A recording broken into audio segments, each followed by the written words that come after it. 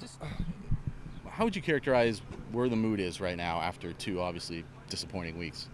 Yeah, I mean, losing sucks. It never gets easier, and I think it's important for us to still, obviously come out here and work and expect good things to happen. And I know there's still a lot of belief in this team, and everyone believes in each other. And we just, at the end of the day, have to go out there and execute on Saturdays and transition.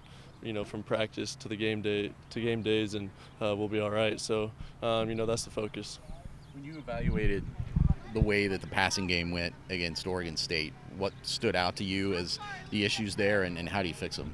Yeah, I mean, I think everyone has to go out and execute the game plan, and pay attention to the little details. And I'm the first one to say it, that I got to be better. I will be better, and we just have to come together and execute the game plan at the end of the day. I mean, you never want to make excuses, but how much do you miss not having C.J. Smith and Jamal out there?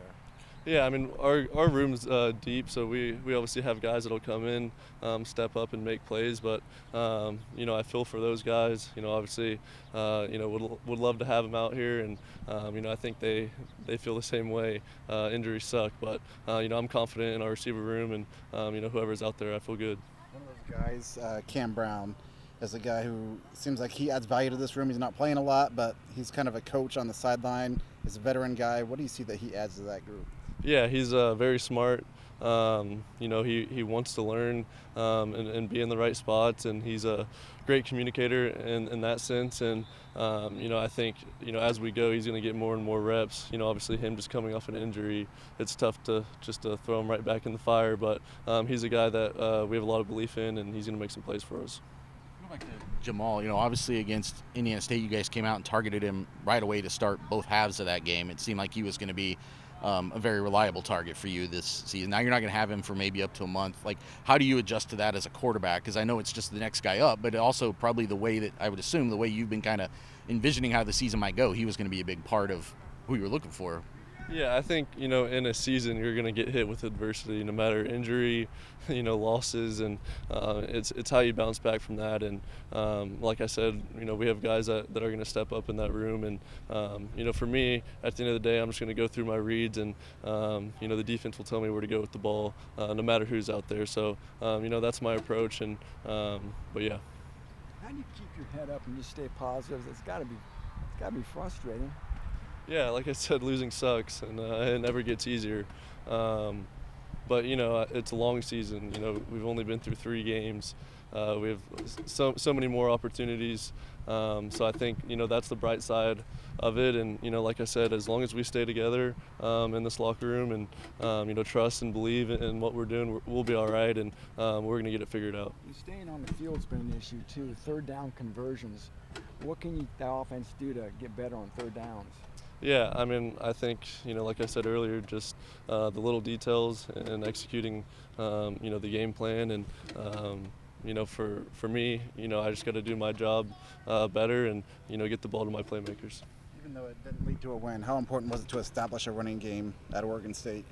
Yeah, I mean, that was huge. Obviously, I think, we competed, really hard on Saturday, and, the run game was awesome. So definitely to get that established, and, we're going to, use that for weeks going forward, and, we're going to take some benefits, even though it was a loss. We learned, a lot of stuff, good and bad, in that game, and we're just going to use it to our advantage.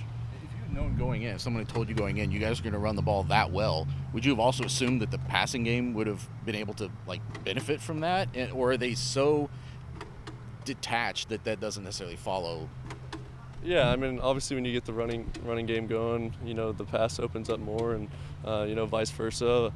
But at the end of the day, we didn't execute our job in the passing game, and we relied more on the running game. And credit to the O-line and Reggie and Mott, because they played their butts off.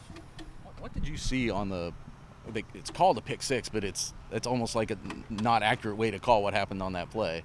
Yeah, obviously I was taking my drop, looking down the middle to hold backers. Turned, and the end got a hand on it, and I guess it hit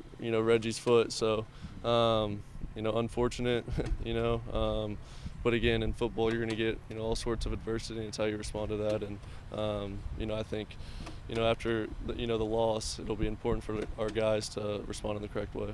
How do you process that as a competitor that in some ways, especially in this last game, it was more like the timing or the magnitude than it was like the mistake itself? Like there's been a little bit of bad luck. A little bit.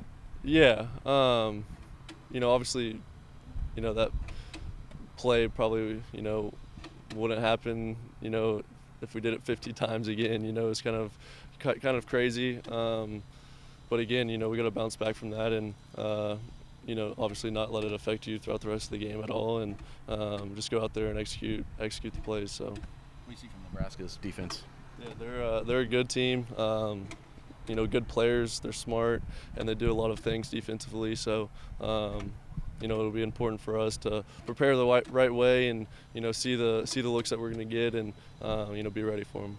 You only play against the defense. You don't play against the other quarterback. But when the other team has a quarterback that is productive, does that factor into your thinking that week? Like you have to especially be playing at a certain level?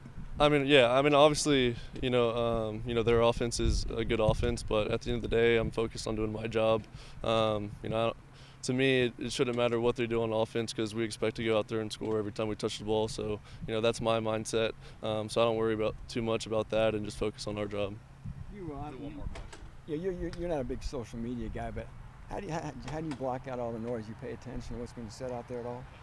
No, obviously, I haven't even really opened it up and saw anything. So, for me, I try to, if I hear anything, obviously block it out and just, talk to the people that I'm close with and, that I trust advice from. And other than that, I'm not too worried about it. And, I'm just going to put my head down and keep working and do the best that I can do and, trust in the man upstairs and, good things will work out. So I'm just, continuing, my work and my grind and, I believe good things will come.